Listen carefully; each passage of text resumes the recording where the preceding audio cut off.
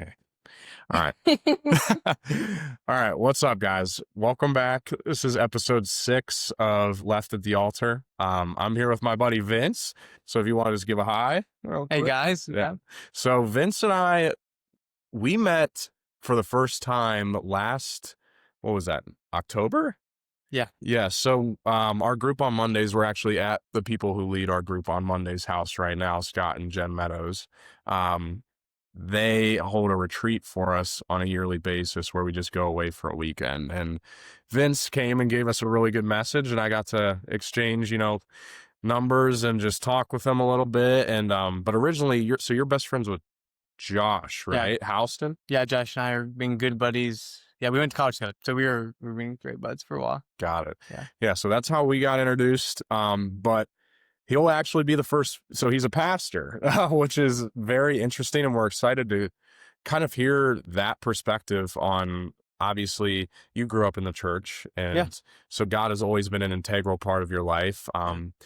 So we would love to just kind of hear your viewpoint on all that. But obviously, want to just kind of chat it up beforehand and just kind of hear, where you're from, what you like to do, outside of obviously your amazing pastoral work and being at Mount Vernon, right? Yeah, That's where, so are you have your own church there, or do No. you work with college ministry? I do college ministry. Yeah. So I graduated from Mount Vernon Nazarene University in 2020. Left there with a pastoral ministry degree, and went to be a youth pastor in a local church in Kentucky. Did the youth pastor thing for a little while. And I kind of transitioned to more, and I still did the youth work, but I did kind of associate work. So I dipped my toes in the water and teaching and preaching and some more leadership stuff. And then the more I did that, the more responsibility I was given in that. And then in 2023, I think, I took on the interim senior pastor role. And so I did that for about a year, was the interim senior pastor at that same local church. And then after about a year of that, it was kind of that push come to shove moment. Like, okay, so are we going to make this permanent? Are we not? And so we had a lot of conversations about that. And I did not feel that was right at that time. Maybe in the future, who knows? Man, I'm so drawn to college ministry. And so the church and we decided that wasn't going to be permanent, that senior pastor role. And so when that happened last summer, I moved up to Mount Vernon to work at MVNU, which is, my alma mater. I love that. Go Cougs. Dude, go Cougs. And so I get to have the best job in the world. And so my role there is to pastor, but specifically they've hired me on to pastor our athletic teams. And That's awesome. Yeah, dude. That's so cool. That's such a pivotal time in like a lot of people's lives, I'd say, as well. Especially, I mean, at least for me, college was where I hit the bottom, basically. And I was like, so, and without college, like, and hitting that just rock bottom of my life, like, I mean, God used all of it to get me to where I'm at now. So I'm excited to hear how you and God has used you to change a lot of people's lives, because I know that you've got to have some amazing stories in there. But yeah, so before we kind of let you take the wheel, and I'll give you some questions as well, but I always want to just open it in prayer. And so we'll break it down real quick and we'll get going. So, Heavenly Father, Lord, I thank you for this beautiful day that you have blessed us with, and I thank you for this time set aside specifically just to hear how you have moved through Vince's life and how you have used him, Lord, to impact those around him. God, I just pray that you make your presence known to us today, that Holy Spirit, you give us the words to speak, that everything is left at the altar, no pun intended, and that you just give us everything that you desire, Lord, to be heard by the audience. And I just pray that you receive all the glory through this time, through this conversation, and just through everything that we share. God, you are so good. We love you so much. And I pray that in Jesus' mighty name, you move through this space. We love you and we thank you. Amen. Amen. Amen. All right, man. So where are you from? How'd you, I guess, kind of begin your journey? Just kind of want to hear your background and your upbringing. So I have the best family, man. I got shout out. Me too. Me too. Yeah, I got there's four of us kids, and my parents, and they had 4 kids in 3.5 years. So that's pretty. Yeah. So it's pretty intense. So a big part of my story is I have an identical twin, and so Do you really? yeah, I did not know that's that. the 4 kids in 3 years. Just kind of how that That makes a happened. lot more Yeah, sense. Yeah, yeah, yeah. I was gonna say that timeline's crazy. yeah. So yeah, I grew up in just the most classic suburban 4 kids household. So my parents they're believers. But I think it's hard to describe, and you never want to try to really dissect somebody else's faith. 'Cause I Of don't know. course, yeah, of course. I think that my parents uh, are such good parents because they put everything they had into them, Mm-hmm. and I mean, having 4 kids under 4 years old, I mean, that's an insane thing to do, and then 4 teenagers Yeah. at the same time. Like, how do you Incredible. possibly do that? And I think so. For the most part of my childhood, my parents were in survival mode, Mm. and so church was something that we did, but it wasn't something. Jesus wasn't part of who we are. Yeah.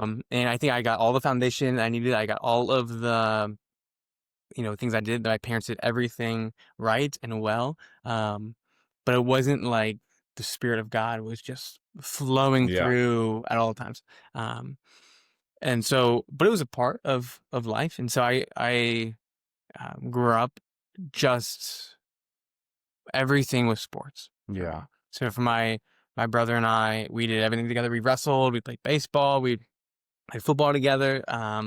And it was, I mean, just prime life, whatever. Yeah. Um, and yeah, it's interesting kind of, I don't talk about it all that part of life a whole ton, but it's interesting even thinking about it. I'm like, oh, I remember those moments almost like they're a different life. You Mm-hmm. know what I mean?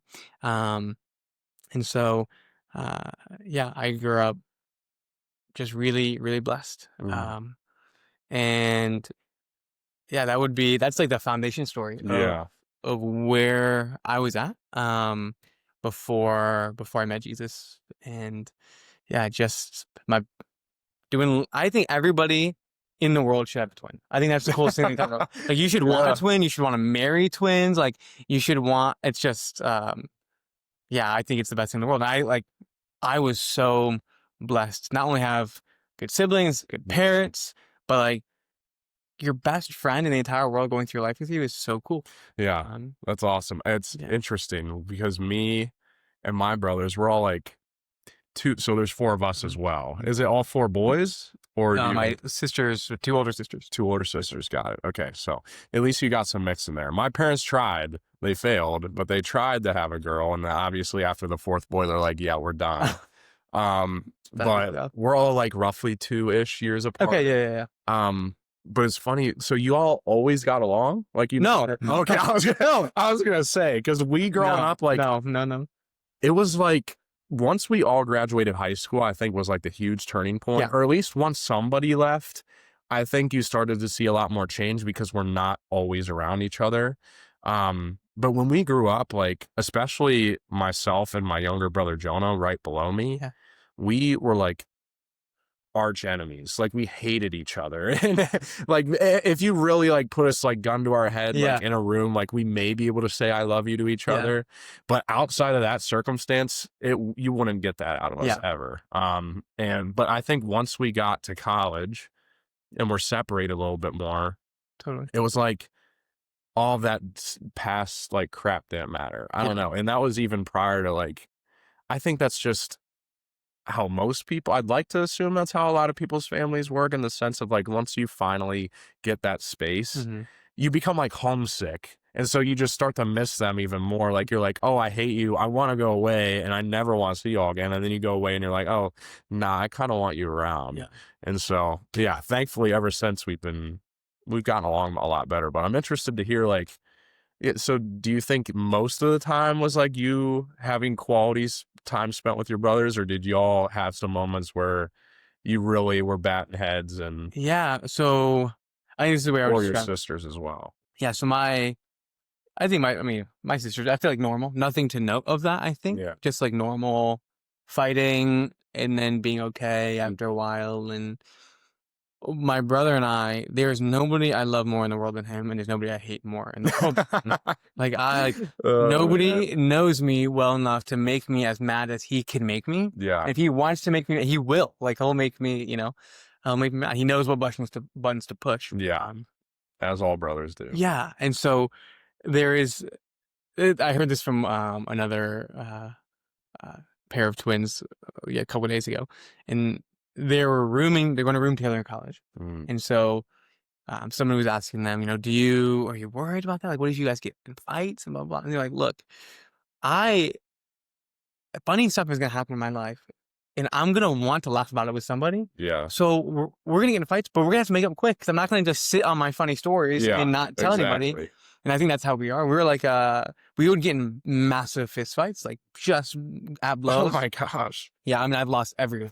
Never that one time. I mean, I remember like him curb stomping me into like whatever, and 45 minutes later, joking, laughing so hard, we're crying. Yeah. And I think that's just our relationship. Well, at least then. Now I think we're grown. Yeah, for sure. No more fist fights. Yeah. Yeah. But then it was really easy to move past that. I never would go more than a day, and usually not even a couple of hours of just tension.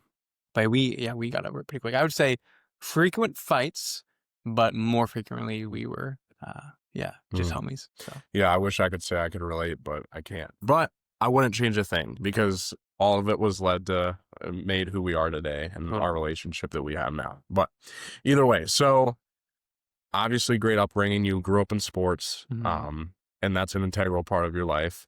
When you look back at your sports life, like how long did you play? Did you play throughout high school? Do you feel like you ever saw the Lord in those moments of like, I know that a lot of my, at least I think, characteristics, like God used sports to develop a lot of the way that I interact with people now. Because I feel like people don't, as toxic as team sports can be, which like I definitely can relate to and I've talked about before, I feel like they're just as important in the sense of like being able to work together, being able to like in the times where you are frustrated with these people, like being able to put that aside for the main goal of winning or for victory or for the benefit and success of those around you.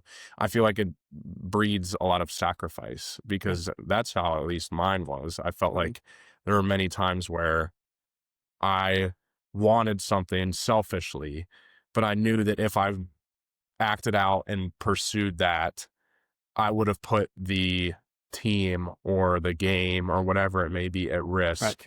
Right. And so I'd love to just kind of hear your take and your outlook on that and what you feel sports did for you. I'll say just kind of now, I think I see more now how sports can develop us into Christ-like men and Christ-like women. Mostly from just my work with collegiate athletes and watching them trying to grapple. How do I follow Jesus and also excel at this really high level of sport? And do both of those things at the same time. And I think a lot of times my job is to bring those two things together and say that can happen at the same time because so much of what being a good teammate is also being a good follower. 100%. I couldn't agree more. But my sports career took an absolute sharp left turn, if not like a 180. Yeah. When I was 10, or I don't even know now. I was about to turn 10, which just sounds super young now. Of course, then it felt like I was an adult. When you're 10 years old, you think you rule the world. But up until when I was about to turn 10, my brother and I did, all the sports together. So we would go to wrestling tournaments, and you enter individually, and then we would meet each other in the championship, and then we had to fight, or we'd have to wrestle in the championship, and always pushing each other hard in that way. He was, the running back on the football team, and I was the quarterback, and we were always just really at a high level, but always pushing each other really, really hard. And all-star teams after all-star, like all that kind of stuff. And of course, I know, dude, I was 10. Like all you have to do is catch the ball once, and you're an all-star in 10-year-old baseball. So I understand all that, but in my mind, kind of moving through that, we were in it together. We were partners. We were mirror images of each other. Yeah. um, and just very, very much on the same path forward. Mm. And then in August of '09, I was at a football practice, maybe '08. I can't remember. As it's been so long. And I try not to think about it, honestly. Yeah. Um, but in August, I was at a football practice, and it was one of those early football practices, like only helmet, just shorts, Mhm. t-shirt, and I was doing warm-ups, and I remember thinking, I feel like somebody is stabbing me through the skull. And Mm. I thought, this is the worst thing I've ever experienced in my life. And I'm going through warm-ups, and I'm thinking, I have to do something. This Yeah. is so unbelievably painful. And then the next thing that I knew, I was staring at the sky, and my coach was standing over me going, Vince, hey, Vince, Vince, you know? Mm. And I remember kind of like coming to, I passed out or whatever, and him asking me, hey, what day is it? What day is it?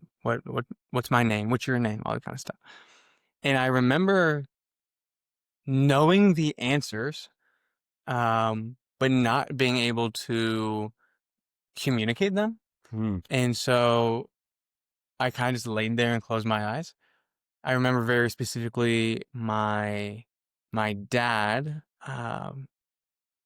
picking me up. I mean, he must have been watching on the sideline or something, or came home from work. I don't know. He picked me up. I remember him running with me in his arms to his truck, um, flying to the hospital. Wow. I remember. I mean, my eyes were closed, but I remember thinking they were going so fast. I remember honking. I remember, get out of the way. Mm. And my head was hurting so bad. I think at one point my dad said, get out of the way. I said, Dad, shut up. Or something along those lines. Yeah. Got to the hospital. I had a lot of tests done, different things like that. Um, After the tests were done, I was fine. Mm. Didn't know what happened. And they had told me that I'd had a hemiplegic migraine. Mm. And complicated, boring stuff. And I'm not gonna pretend like I understand all of it. Yeah. But essentially, A really, really, really, really bad headache. yeah. So right. So it's like, migraine, really, really bad headache. And if you have migraines, like the worst thing. Mhm. So the hemiplegic migraine is actually a familial hemiplegic migraine because it runs in my family. Mm. Is a migraine that mimics a stroke. So, Oh, wow. so you lose mobility in one side of your body. So you would experience, drooping of the face, slurred speech. You would have, there's no ability to move your arm or your leg on one side of your body. So, and then it goes away after like an hour. It's Mm. like kind of crazy. Okay. Um, so we went home, and then the next day, uh, I had another, which is kind of crazy. Wow. And okay, no big deal. They said this might happen. My mom had them, so it wasn't insane. And I think, another day goes by, have another one. Weird. Then another day goes by. Maybe I don't have one for a day or two. Then I have another one, and then another one. And now I think at this point it's been five days ish. I've had quite a few. Yeah. And so then on a Friday, I had another one of these migraines, and they were brief. I mean, half hour, hour and a half max, kind of thing. I mean, that had to feel like the longest half to hour and a Yeah, half ever. it was interesting. I remember the first one being unbearable, Mm. and the other ones they're almost like a party trick. It's kind of hard to explain. It was. I remember being fascinated with the idea that I couldn't feel my arm. Mm. Um, so all tingling, all numb, like when Yeah, like your arm falls asleep. yeah, it's like the static television. Yes. Yeah. And you're like touching, you're like, this is not my arm. Like this does Yeah. not feel like me. I was fascinated with that. And I would have people touch it and be like, oh, like I can't feel that. That's insane. Isn't that insane? This is cool, right? This is cool. How old Like, are you? Like you 10. Okay, so as a 10-year-old, What the yes. weird fascination makes sense. Yes. Totally. And I'm remembering memories, right? So I don't know Yeah. exactly, but that's what I remember happening. Mm-hmm. And so then I had one on Friday. Well, this one wasn't going away. It was really bizarre, but it wasn't a bad one. It was like super Yeah. fun. And so then the next day, Saturday, it's about the same. They're like going away, not super bad. I could move around, all right. Um, but then on Sunday, it's getting a little bit worse, maybe kind of odd, a little bit more tingling, a little less mobility. And then I remember my parents saying, "Okay, if it doesn't go away soon, we're going to go to the hospital." Mm. I don't remember. I don't remember waking up Monday morning. Um, Mm. but I remember going to the hospital. I remember hallucinating. I remember the hospital room. I remember having to be carried. Um, I remember being in a wheelchair. Mm. And then I remember being wheeled down this really long white hallway, and I was in a lot of pain. I thought like my head was killing me. Um, and as I'm wheeled down this hallway, I'm kind of coming to realize what is actually happening. And it's my parents, me, and then a doctor sits in front of me. It was almost like a movie, like any of those medical dramas. You're like, hey, like we need to sit down and talk. Yeah. And the doctor says, Vincent has had a massive stroke. Oh man. And I remember, I think I've only seen my dad cry maybe twice or three times in my life. And Mm. he started to cry. And I remember having no idea what that meant, but my dad was crying. So like I start crying and like bawling my eyes out because like my dad is scared. Yeah. My dad has never been scared in his life. So I'm terrified. Um, and I didn't know all what it meant. And they just were talking to my parents. And I don't know exactly when I came to understand all that, what had happened or was going to happen. I think it was by a slow drip of information. Mm. But the stroke had rendered me unable to really move anything on my left side. Um, my chin down, so above my chin, not affected at all. No facial problems, no sight, no speech issues, which I'm really thankful for. A Yeah. huge blessing. I think, yeah, I think the Lord was in that, especially. Yeah, I just think He was in it. But my arm, if you ever seen anyone that's had a stroke, it was kind of this situation here. My leg was all tucked in, couldn't move, so Mm. I couldn't move at all. Mm. Couldn't feel at all, and was yeah, just really incapable of moving anything on that side of my body. Mm. Um, I don't know at what point I knew how serious it was or how long term it would be, Yeah. but I remember at one point hearing the doctor talk about how, and again, I don't exactly remember all the details, but something along the lines of, you know, we're not we're not concerned about trying to get him to ever run again. We just want to be able to get him to walk. Yeah. All we want is for at some point him to be able to walk again. Mm. Um, and so I think that's when it began to set into me of this is like a long term thing. Like Mhm. this doesn't just go away. Yeah. And so I spent the next, however long in the hospital, learning how to kind of be a human again. Yeah. It's hard to describe, but I woke up in that hospital that first day. My arm and my leg, my left arm, my left leg, felt as though they were made of lead. Mm. Um, it's again really hard to describe. But it was as if the heaviest object you've ever lifted, like a 200-pound dumbbell, you try to lift it and it doesn't even budge. Yeah. Right? That would be what it would be like. My arm is just stuck in a spot, and I would like sweat trying to get my arm to move, sweating, and it wouldn't move. I remember, uh, then slowly they would introduce therapy into, the hospital room and some inpatient therapy stuff. And I remember when I was able to do this, with my finger, and even now it's very, awkward, Yeah. but I remember doing these things, these were huge wins. Mm. I remember, putting my seatbelt on is what they called it, going from here down was huge. That was a Wow. huge win. Um, I I remember wiggling my toes was a huge win, Wow. just celebrating in the room kind of thing. Um, And how long would you say like this process was of like yeah, recovery, going through therapy? yeah, yeah. So the actual hospital stay was shockingly short, 7 days maybe. Huh. Um, the therapy was obviously all the time in the hospital, but when I left the hospital, instead of going to school that fall, I was in therapy. So, Mhm. you have algebra at 9 a.m. and then you have history at 10 and English at 11. That's like a normal schedule. Yeah. For me, it was not like that. For me, it was,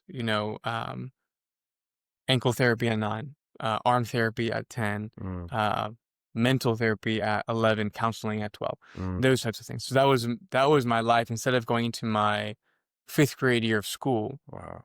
I did that for that first semester. I don't know how long that semester it was, but a couple months at least. Yeah. And during that time, then after all of that, my teacher would come to my house and she would do tutoring with me, so I wouldn't fall too far behind. Um, so yeah, that was the process, and it slowly, like, I came home in a wheelchair, but I don't think that lasted Mm, very long. I slowly just build back strength and the ability to move things. I remember several months later, um, they would try to get me to drink out of a cup, like this, and even now, like, it's hard, like, it shakes a little bit when I pick it up, like, yeah. if you can see that at all.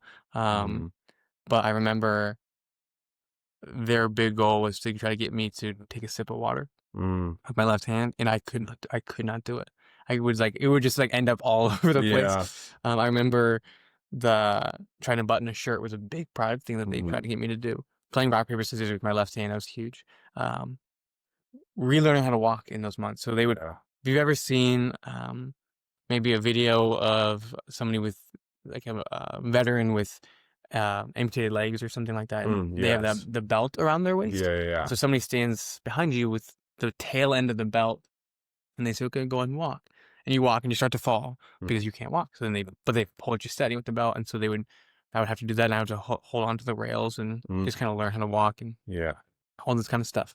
Um, and, um, yeah, that that process was grueling. I bet. Um, the I remember just being exhausted every day because I can't describe to you that doing this would take as much effort as, like, a full body workout for Yeah. me now. Like, that's how I remember it. Yeah, it's hard to comprehend. Yeah, and it's hard even talking about it. It's like, how do you describe that? But Mm, it was like moving mountains is what it felt like. Was yeah. trying to, you know, your body's paralyzed. Like, how would you do? Mhm. But because I was young, my brain was malleable. I was able to relearn how to do a lot of things. I was able to relearn how to walk. I was able to relearn how to go to the bathroom by myself. I used Mhm. to have someone else wipe my butt. You know what I mean? And so I had to relearn how to do all those things. But throughout that whole process, man, it would have been so cool to be like, man, God's got me. Mm, He's for me. I'm not giving up because I've got my family and I've got my God. That was not it at all. yeah. I knew that I was going to have to work really hard if I wanted to play sports again. Mhm. I would ask my parents, "Hey, will I be able to be back by the end of football season?" And they're like, "Oh, buddy, I don't know. We're just gonna have to see." Okay, will I be able to be back next year? Um, Buddy, maybe you should work really, really hard. Mm, All right, well, I'm gonna work my tail off because I'm gonna go get back to playing sports again. And I'm gonna get back to being better than I ever was. mm, I'm gonna wrestle. I'm gonna play baseball. I'm gonna play football. All those things. I'm not gonna let my stupid brother be better than me at all these things. mm. Um, so that is a lot of what motivated me in that time. And so after about a year, I had gotten a lot more of mobility back and ability to do things on my own and all that kind of stuff. Um, ex- Everything was at least somewhat functioning, except for my dorsiflexor, if you know what that is. Um, so way that the way that your brain works, right, is when you tell your hand to snap, your fingers to snap, it just does it, right? Yeah. It's because there's a a roadway. You could, like a nerve. The nervous system is Yeah. like a roadway, right? So it's a highway from your brain to your fingers, and instantaneously neurons fire or whatever it is. I don't know exactly. The message gets sent to your Yeah. fingers, and you snap almost instantly because that highway is ready to go. It's Yeah. clear. It's working. What happens with paralysis is that it's as if there's a massive traffic jam on that highway. And so I spent that whole year removing the traffic away from those things by repetition and working really hard and that kind of thing. But there was one pathway that didn't come back, and it was the one that was to my dorsiflexor, right? And so your dorsiflexor is it's like by your ankle, so it's on the top of your ankle. And it is the muscle that moves your ankle up and down, right? So if you were to stand up on your tippy toes, you're using that. Your dorsiflexor. Got it. Even more so, you're using, and again, take this all with, a grain of salt. No, you're explaining it really well. When you lift your ankle up, you're using that dorsiflexor a lot. That's the main thing that's happening. So it's when you walk too. So you walk, you heel strike. That's how people walk. So you walk heel to toe, heel to toe, heel to toe. Well, when your dorsiflexor doesn't work, you can't walk heel to toe. So you just, your toes hit the ground first. Yeah. So it's like it's almost like you're gonna be tiptoeing. But usually, people, they will, because they can't clear it, what they'll do is they will swing their leg around to clear their toes over the ground so that they can walk. Yeah. So they change their walking gait essentially. So that's what I had done. I had established a new way of walking, and it looks like a severe limp is what it looks like. And just like, again, swinging your leg out wide instead of going forward. So like a half circle instead of just a straight line. Yeah. So anyway, so that was the only thing that I had left. So I'm like, I'm gonna come back from this. Like that's gonna come back eventually. Mom, Dad, can I go play sports again? Like, well, we need to go talk to the doctor. And I remember thinking, why are Mom and Dad so sad today? This is a good day. And I went to the doctor. And I said, hey, like, are you, I remember with tears in my eyes, because I think I felt the weight of the moment. Can I play sports again? I think I specifically said, can I play football again? And she looked at me and said, no. The risk of injury is too high. It's not worth it. You can't play sports again. Like, well, what about like wrestling? No, you can't do contact sports like that. And that, I think, is when I gave up. I had nothing to fight for. All in my head, all of my dreams were dead and gone. My dreams of like playing Friday Night Lights with my brother, being able to wrestle again with my brother, being able to just be on a team with people, like all of those things. I think that's when I realized they were gone. And maybe probably everybody else knew that, and they were just letting me use that for motivation. But yeah, I think that's when I gave up. And so at that point, my sports career had pretty much come to an end, and I became a videographer for the wrestling team. Or I went to baseball. I still was able to play baseball, but I couldn't use my left arm anymore, so I would strike out every time in like 6th grade baseball or whatever, and it sucked because I just was a shell of myself. And so that's when everything changed.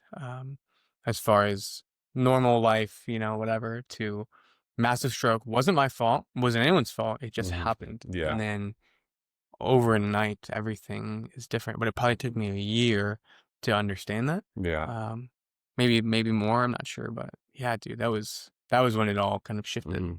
But do you feel like, so during that time frame, do you feel like you had a relationship with the Lord? And do you feel like in that relationship, obviously with your injury, like, I think it's very human and very normal to be incredibly frustrated, as you were. And do you feel like in that frustration, do you feel like you, in a sense, may have like taken it out on God or blamed God for what you were doing or for what you were going through? Oh, I had a relationship with God. It was just pure hatred. Oh, I hated God. I thought God was evil. I didn't want anything to do with God. He obviously hated me. And I was like that probably for several years. And again, I don't know how much a 13-year-old can you comprehend that, or can that really be, but I remember feeling that way. My relationship with Jesus in as so far as maybe a non-hatred relationship happened probably when I was, I don't know, early high school, maybe late middle school, something like that. What happened was that my dad made me go to youth group because I was such a jerk all the time. Like, you need a little Jesus. So Yeah. I remember he pushed me through youth group. I met these youth pastors, Nate and Kylie Sue were their name. And um, Kylie specifically, they both loved me super well. But Kylie Sue, she is a firecracker. Like, she is the type of, youth pastor's wife, I guess. I don't know exactly how they worked, but she would lead worship, super sweet singing voice, but then she would swear also. So it was like really intense, but she loved Yeah. Jesus with a ferocious Yeah. intensity. And so it was really interesting. Mm. And she did not take crap from us. Like, there was nothing we can get away with. She was Mm-hmm. love hard. Yeah. At that point in my life, I was used to people pitying me, like you okay, Vince? Yeah. Hey man, you doing okay, Yeah, Vince? yeah. That was what I was used to. I was used to having IEPs. I was used to having I had a I can't remember what it was called. It was essentially a dark room in my school Mm. that they had made for me. It was a room that had a little swing on it. And it was basically a closet. And they had that for me. I had to take a break several times a day to go sit in that room with the lights off in that swing because my emotions were so off kilter for being so angry at everything and everybody, at my God, at my parents, at the doctors, at myself, that I couldn't get better. Wow. That I would take it out in this rage. And so I had take me out or tell me to regularly put myself in that situation. Mm. My emotions are so strong and frequent and hard to manage that for a period of time, my response to feeling emotion was to pretend to pass out, which is, I don't know why I did that. I was, Yeah. I don't know, 13 or 14. I don't know. Yeah. All that I know is that I would feel really angry, and then I would fall on the ground as if I was like one of the fainting goats or whatever, Mm. and just lay there and pretend that I was out. Mm. And I know that people knew I was faking because I could hear them saying, "He's faking it again." But I don't know. Like, my brain was so messed up at that point. Yeah. But I would do that. And so I had to deal with all that stuff. And so people didn't know how to handle me. Mm. All they knew was, man, this poor kid, he's gone through so much. He's lost a lot of different things. And so when I met Kylie Sue and we began having, a friendship or whatever, again, she's probably, I don't know, 30 years old at that time. She's a mom of 2. No reason for her to care about me, but she really, really cared about me. And she was hard on me. She was tough. Like, Vince, cut that crap out. Stop it. Like, we're not doing this. Yeah. And they loved me for real. Yeah. And my parents loved me for real. My siblings, everybody loved me for real, but they loved me for no reason. Your parents, you feel like they were obligated to love you. Your siblings, they're obligated to love you. These people, I didn't feel like they had a reason. They loved me not because out of pity, not because of poor kid Vince, not because of, oh, he's got the, braces on his leg and he's got all these machines on him that's trying to help him. No, they're like, this is just a normal dude. Mm. They were different. They Yeah. were really different. And I remember one day that I asked them, why, what is actually so different? What is so different about that? Yeah. And then he said to me, it's a relationship with Jesus. And I said, no, it's not. And I didn't believe it. Yeah. Not for a second. And I said, okay, so how do you have a relationship with Jesus? And I don't exactly remember what he said, but he said something along normal lines. Well, you pray and you read the scriptures and I don't know, whatever it was. Yeah. And I remember saying, oh, okay, whatever you do. And over the next 2 or 3 years, I don't know what happened. I wish it would be like, oh yeah, dude, I was saved on 2016. Yeah. I have no idea. Mm. All I know is that I tried, I prayed, I read, I worshiped, I surrounded myself with community, and that visit, that was the pretending to faint, enraged, had to go sit in a dark room. Um, that guy died, Mm. and someone else took his place, and I don't know when that happened. Mm-hmm.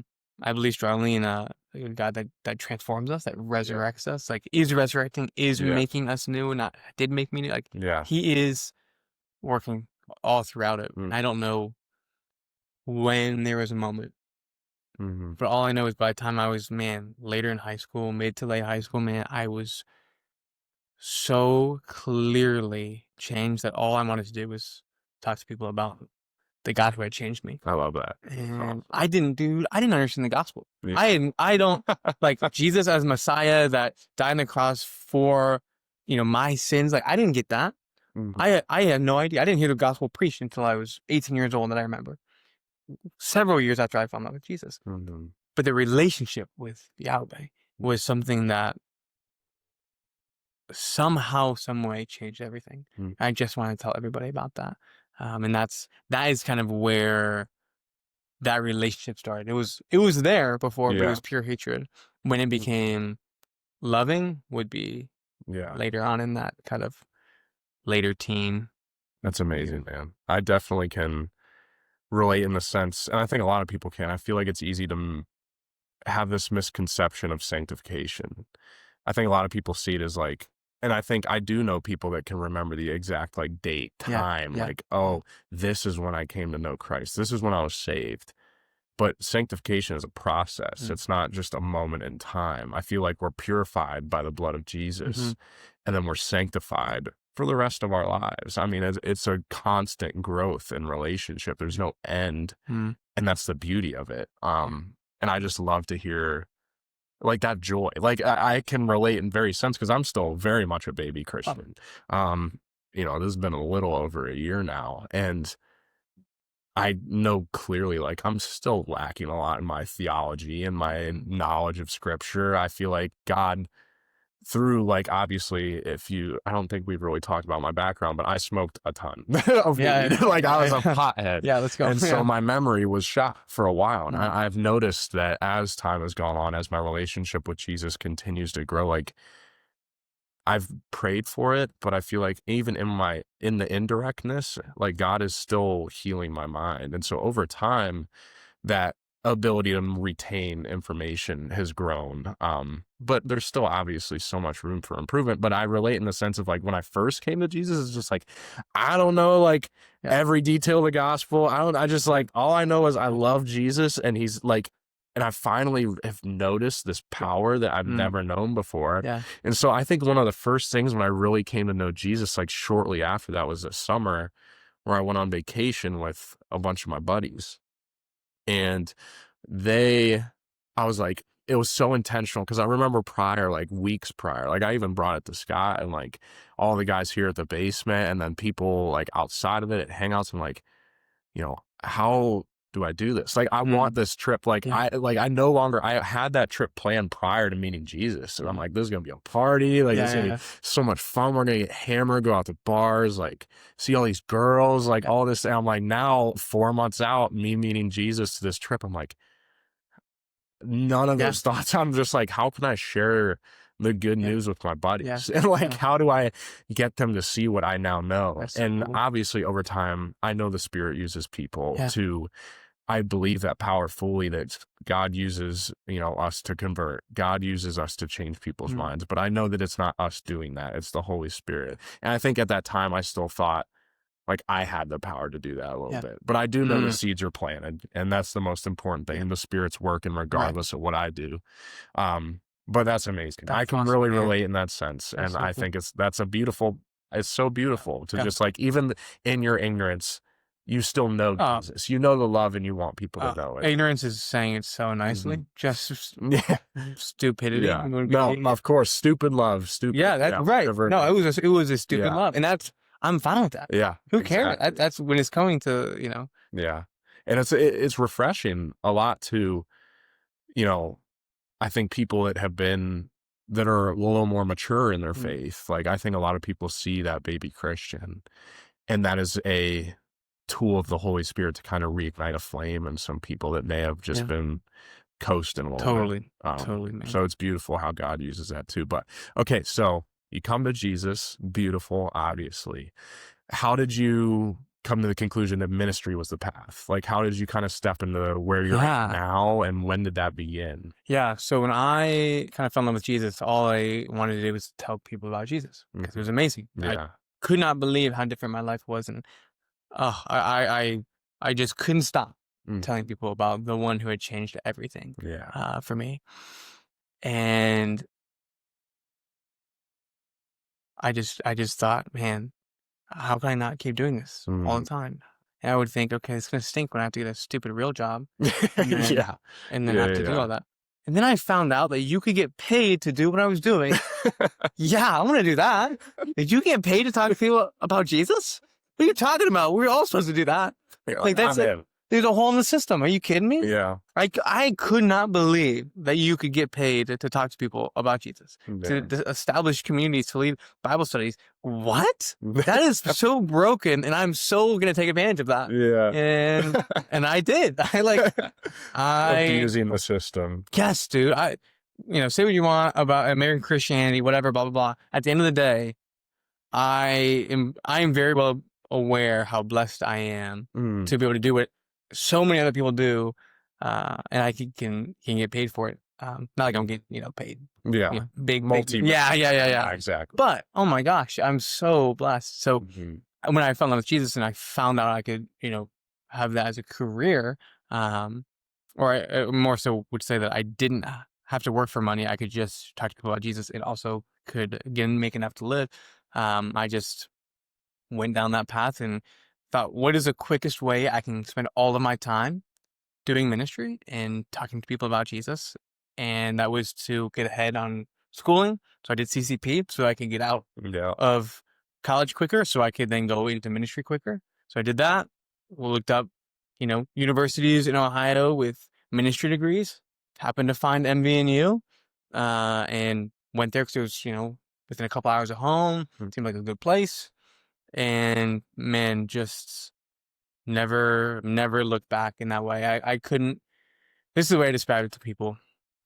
You're called not when you think you can do it, when you can't not do it. Yeah. And I can't That's not good. do this. That's good. Like there is, I would lose my mind. I couldn't possibly, not Mhm. talk to people about Jesus with all of my time. You know what I mean? And I'm just really blessed to be able to be in a position where I can do that without having to worry about you know, where the money's coming from. Yeah. So I'm super thankful, and I have the greatest appreciation and more respect for people that do pastoral work Mhm. in addition to their normal jobs, because I think that Yeah, is that's crazy. it's unbelievable. It's awesome.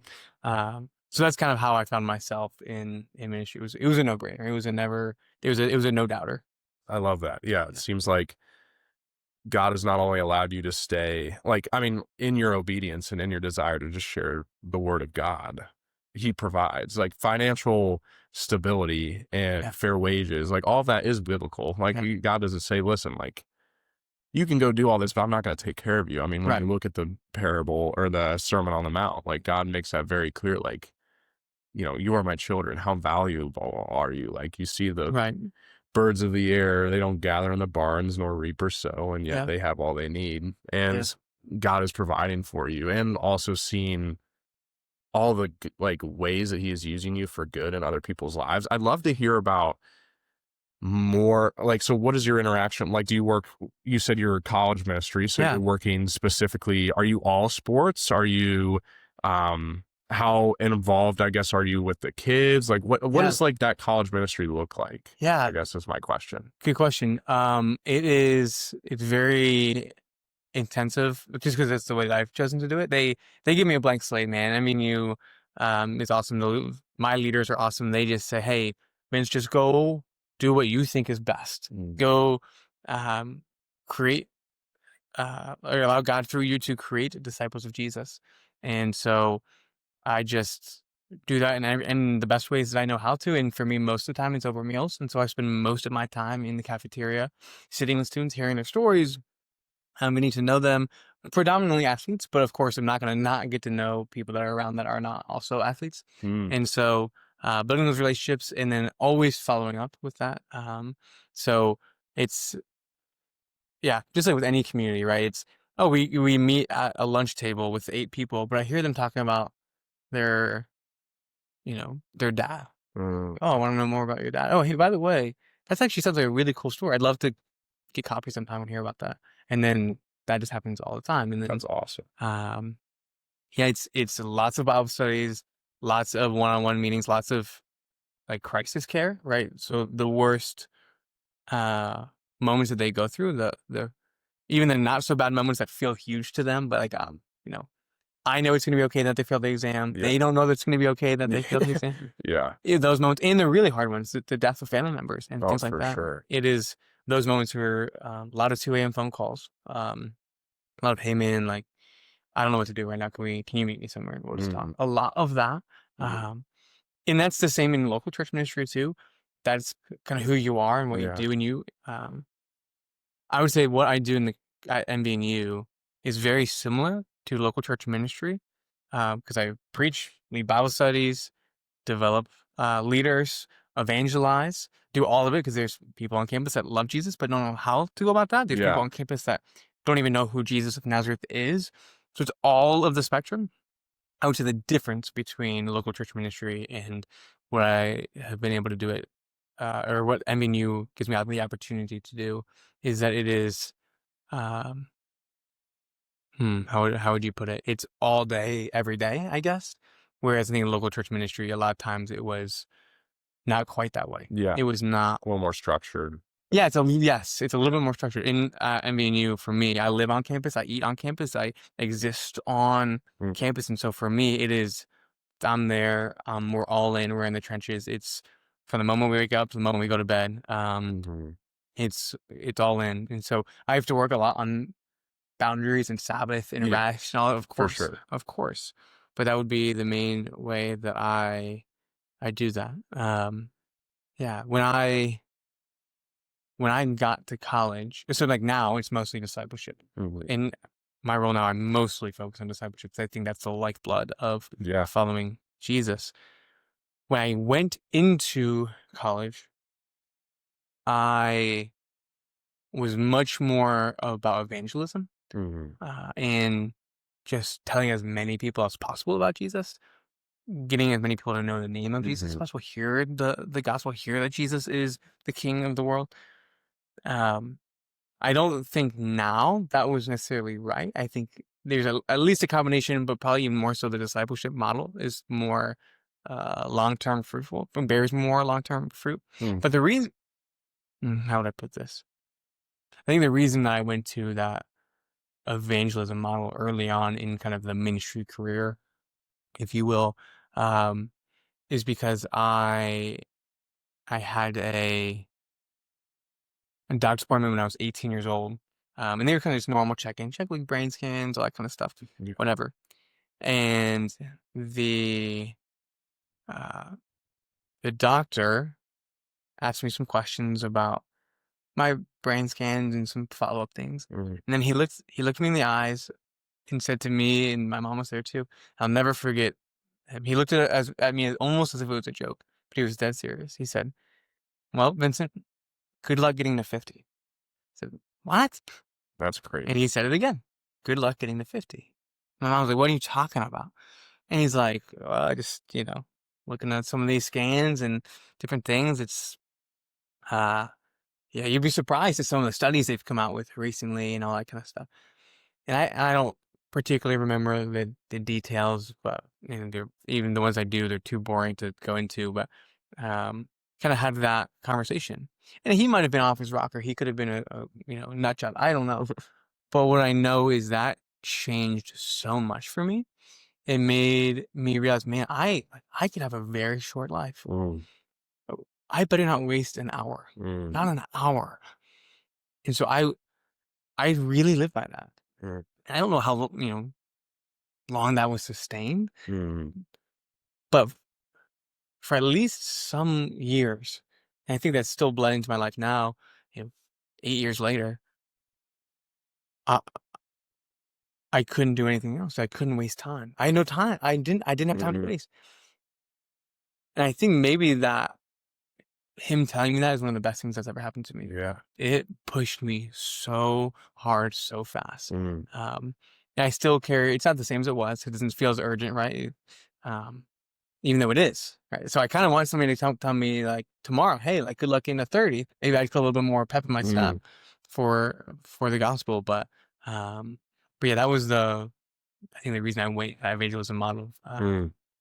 And then of course, yeah. Man, that's so encouraging. That definitely hits home in a lot of ways. I feel like it's easy, especially like one of my biggest struggles, even right now, and that I'm still learning to overcome is I think comfort for sure. Mm, Like I've always had it. Like and I'm blessed like beyond belief. Like even prior to meeting Jesus, I knew that my life was just it was pretty easy. Like I mean, I'm not, everybody has problems that are relative to them.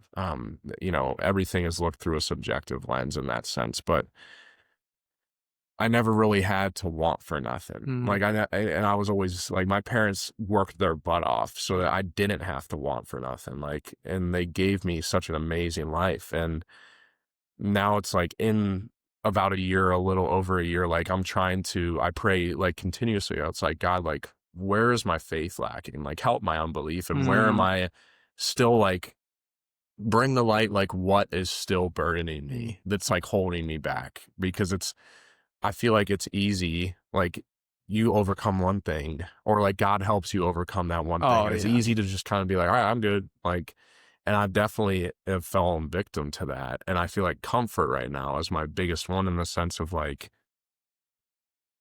trying to come to terms with I'm not guaranteed tomorrow. Yeah. And I need to start living like that. And Oh. What would the world look like if we all if everyone did that. yeah, if we all lived Yeah. life we didn't have to And I think obviously God has used my fiance now, I mean, quick look, yeah, good job. which is crazy, but to remind me of that Yeah. and give me that person. It's like, listen, like there's these things that I think I've always held like as it has to go this way, like with life events, with marriage, with Mm, relationships, or just anything. Like it's like I've only seen other people do it, and I'm trying to follow the example. And through just prayer and the people around me, like I'm being reminded, like, no, like you're not everyone. Like yeah, in God, like in a completely like it's the humblest thing I think you can do is brag about how good God is. Like yeah, he's like, no, you're set apart now. yeah, Like you're no longer of the world, you're with me. And so there's ways things work differently now. And now you have been granted the ability to realize you don't got time. Like yeah, and that's a beautiful thing that I'm trying to every single day like lean into more. yeah. Because I definitely have fallen into routine Mm, and fallen into things that I'm just used to. It's force of habit. Like whether it's watching something before bed and like getting to bed later because I'm like, I gotta watch something or whatever, or I don't know, whatever it may be. But that's really encouraging. Like I appreciate your perspective on that because that's, I think, something that a lot of people need to hear, myself included. I want this to be, I love this space, especially to be real and be vulnerable. Like that's something I'm definitely struggling with. And I'm thankful that God has brought us together today for you to share that. of That's course, good man. stuff, man. Yeah, absolutely. No, I can give you that doctor's number. Yeah. Just tell him, he's Yeah, like, listen, you're not going to make it to 25. I'm like, yeah, dude, that's next year. yeah. Oh, No, but, that's amazing, man. I really appreciate you just coming on. I mean, you feel like your story, I don't know. It's crazy. It's just before this, we're talking about like, I don't know if I have much to share. Like, I don't know if this is going to really do enough. And if this is going to be impactful or mean anything, like, no, dude, like is us like, yeah. even if it's just us that are encouraged by your No, okay, story, cool. God was glorified and you made our days and filled us up spiritually. Glad, yeah, And like, that's all that matters. And so I want you to know that your story does matter and everybody's testimony does. yeah, Like every encouragement to anyone who's listening, hopefully praying yeah. that they are encouraged by the fact that there's no story that is insignificant about what Yeah. God has done in Yeah. your life and how Welcome good back to Jesus another is. intelligence. Yeah, you have an amazing story. Like, so It's still being written. And it that's the big thing, I think, for Mm. me. There is an arrogant, when you have the story where something kind of big happens and it's kind of that crazy, I don't know if traumatic would be the word, but big thing that's not ideal. Yeah. There's such an arrogance in me, at least, and maybe others too, that's where the story ends. And that's okay. So now I've gone through that, and now I'm a follower of Jesus. Guess what, dude? I'm a pastor, and I freaking suck at following Jesus most of the time. And I have, man, I've been farther away from Jesus during times when I was a pastor, supposedly following Jesus, than I was when I was laying in the hospital cursing God out. So for me, it's like, man, I hope my story is still being written, because right now I'm not, what's the old saying, I'm not the man I'm called to be, but thank God I'm not the man I used to be. Yeah. And that's kind of where I think I live most of the time. And I think even 2 or 3 years ago, man, that guy feels dead to me. Because I think, as the scripture would say, Yahweh is resurrecting us. If my story is done now, my growth is done now, what a shame, because I am not the man that I'm called to be, not yet. And I'll never be that fully. Yeah. But man, there's I need to get moving in it too. And so I'm really thankful for you guys, even giving people opportunity to share their continued stories and to be honest and vulnerable about hard things and the struggles. Oh my gosh, you think I just am okay with everything that happened? No, I'm pissed off about it most of the time. I look in the mirror and I'm furious. I stub my freaking toe 300 times a day. I hate it. I can't. I run through shoes every, few months, and that's the little stuff, man. The years I spent not walking by a mirror, like, that doesn't just go away. Yeah. Just because I start following Jesus doesn't mean that all of a sudden I'm not angry about what happened. It just means I'm following Jesus. And he is changing me. He's resurrecting me. And it's not like in an instant. It's not this momentary change. He is shaping me. And hopefully will continue to do so. If it's his will. Yeah. So. You're clay in the potter's vessel. Yeah, man. Wow. I love that, I need dude. to, get my hands off the wheel. I love that, man. Well, I hope you know, and I think the Lord will allow me to speak in the sense of he's proud of you. And, and we say that obviously in the sense of never take the foot off the gas, like continue to chase after Jesus. And he's only going to continue to use you to encourage and lift people up and build you up and build your ministry. But I want you to know that we're proud of you, but most importantly, God's smiling at you, man. And so keep going. Let that be your energy and your food and your motivation. I love it, man. Thank you so much for this. This has been a joy and a pleasure. And I'm very glad that just that one encounter in the short time I've gotten to know you, it's been amazing. And I'm excited to continue to get to know you and see where God takes you. It'll be nice to spectate that and be a part of it. All the same team, man. Appreciate it, son. No, you guys are great. Good stuff, man. Love it. All right. Well, that's it. Cool. Bring it on.